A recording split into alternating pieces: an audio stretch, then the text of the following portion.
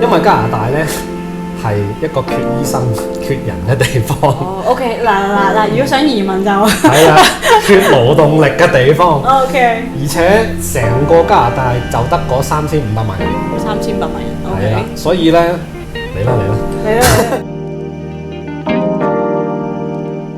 好開心啊！今日請到 Bruce 同大家分享佢喺溫哥華嘅點滴，因為其實阿 Bruce 都係近排先搬過嚟溫哥華呢一邊。咁你之前係喺邊度生活嘅咧？我之前喺 Nova Scotia 長大，咁啊，終於喺舊年我決定要過嚟啦。係啦。係啦。咁可唔可以簡短啲講下究竟Nova Scotia 同呢一邊最大嘅分別係咩？太多雪啦。因為呢個原因，你揀咗嚟溫哥華呢一邊天氣比較好咧。大部分啦，咁咪多嘢食啲啦，多嘢食啲，多嘢玩啲啦，同埋係咯，即係多啲年輕人咯，我覺得。多啲年輕人因為嗰邊咧係比較好似係養老院嚟養老嘅。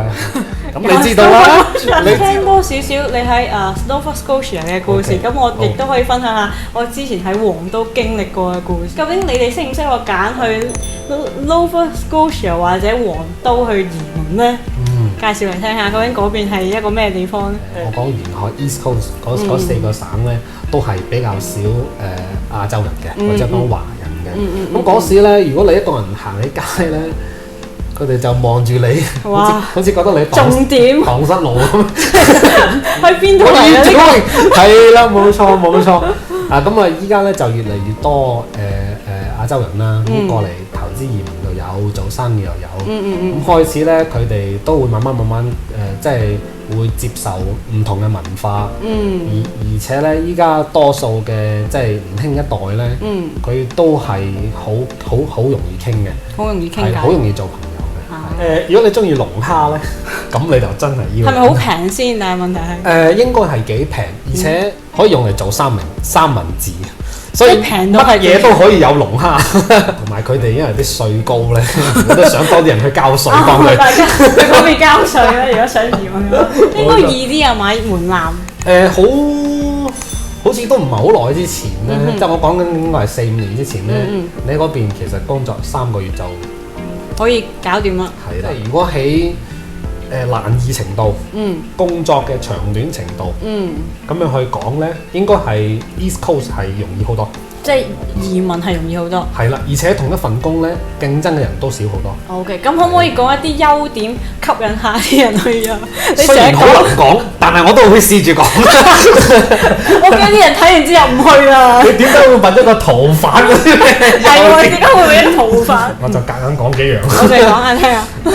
其實咧，如果你係唔係好中意好多人嘅地方，你係中意一啲靜啲嘅，乾淨嘅，同埋比較英國或者係蘇格蘭文化、法國文化嘅地方嘅話咧，你真係可以考慮搬去東部。咁嗰邊啲建築係咪同呢一邊好唔同啊？非常之唔同，喺嗰邊係冇乜 condo。即係如果有 house 多啲。係啦，全部都係 house。如果你話如果你生活喺嗰邊，跟住同人講我買一間 condo 啊，咁啲人咧就會問你 What's wrong with you？ 因為你咁中意問 What's wrong with you 嘅點解？因為個價錢咧係差唔多，真係㗎，係所以冇人去買套間即係 condo 嘅。但係幾多錢咧？如果我想買一間 house，正常。如果你有30萬咧，加幣，你就係老闆啦，行入去。30萬加幣有我要呢間，我要呢間，即係任你點嘅，係啊。哇！咁如果你買 condo 咧，佢都係20幾萬。OK。咁所以點解你要買 condo 咧？咁啱啱先？所以就 What's wrong 咧，都係生活成本比較低嘅一點。咁啊，但係你啱啱話稅好高喎。係啦，係啦。而家有啲矛盾。因為好多人咧係唔做嘢嘅，所以佢哋就想多啲人幫佢交稅，所以你可以考慮一下。你確定呢個優點？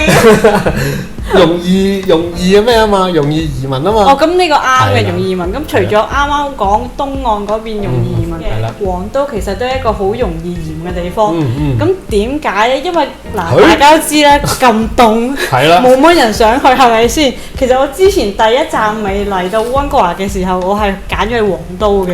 係啦，我老闆亦都應承咗我，如果我喺嗰邊 stay 2年半，就可以 process 晒成個移民嘅過程。因為嗰個地方實在太凍，如果冬天嘅話，佢可以凍到-30幾度，係啦，跟住冬天係由差唔多成10月至到3月咁長嘅。咁因為我當時係做極光導遊，係啦，所以就變咗夜晚先做嘢嘅。夜晚你可能9點就出去啦，帶啲人去睇極光，幫佢哋影相，跟住做到3點就翻去收，即係收人哋啲御寒衫。夜晚3點啊？係啦，夜晚3點收衫。送晒啲人走啦，我哋就翻去休息，咁就每日嘅生活都變成咁咯。咁即係變成完全調轉晒。係啊，其實黃都真係一個好適合去 working holiday 同埋移民嘅地方。咁一嚟因為佢比較偏遠啦，同留低嘅人比較少，所以機會比較多。而且你如果中意睇極光嘅話，黃都好適合你啦。你可以由9月到3月呢個期間，無限期免費咁樣睇到極光。兼且如果你係好似我咁想做極光導遊嘅話，你可以參加好多唔同嘅活動啦，例如可以玩一個雪上嘅 ATV 啦，可以玩狗拉雪橇咧，或者可以體驗原住民當地嘅生活啦，同佢哋一齊玩敲擊樂啦，又或者可以試下捕魚啦，即刻食翻啱啱你哋自己捕出嚟嘅魚，究竟係咩味道啦？其實我而家諗翻起都懷念當初嘅生活，就嗰種無拘無束、自由自在，同埋你可以體驗到唔同一啲嘅文化同埋一啲經驗，實在即係你俾多錢都未必可以體驗得到。因為其實黃都如果大家去過嘅話，咁當然啦，極光真係太靚啦！我都係因為呢個原因俾人呃咗啦。你去咗嘅時候，你發覺其實黃都鎮係一個好細嘅鎮，咁佢個爭灘其實等於真係好似我哋單灘嗰一條街嗰一條 main road 咁大嘅啫。係啦。係啦，所以如果你喺嗰度生活嘅話咧，你就即係我頂唔順啦，我一個 city girl 啦，即係就唔係太頂得順咯。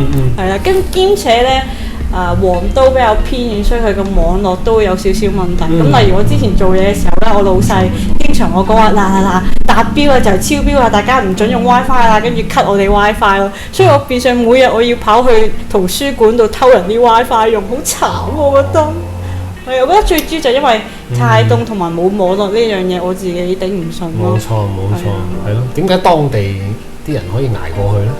因為賺錢真係賺得好快。係嘛？係啊，因為我第一份工我喺度去黃都，我就係每日喺6-7個鐘，唔係每日喎，仲要一個星期可能翻3日啫喎，係啦，但係我半個月都賺到1,800蚊加幣咯，包 tips 係咯，因為其實佢 tips 係好高咯，係啊，但係就真係唔係人人都頂得到呢份工。